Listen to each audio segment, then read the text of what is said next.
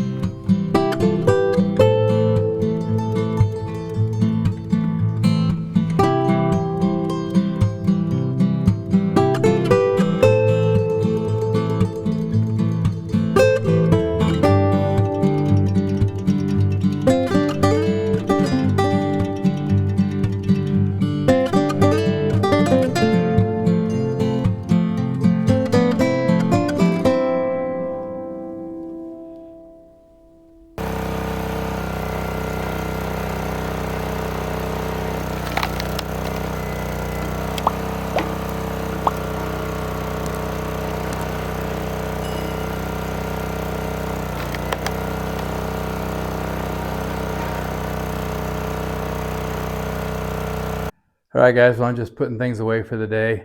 It's getting a little bit late, and I think I've got about a cord done, so that should give me about a total of 3 cords. So we're getting there. I've got a few more logs still that I can put on the cutoff table, and then I'm going to need to go out and get some more. Like I said in the previous video, I can use a tractor and a strap and pull some of those logs that were across the trail up onto the road and harvest those, so that'll be helpful. So if you guys have any ideas about the cutoff table or got any comments about that, please leave them in the comments. Appreciate it. And like, share, and subscribe if you would, and I'll see you guys in the next video. Thanks.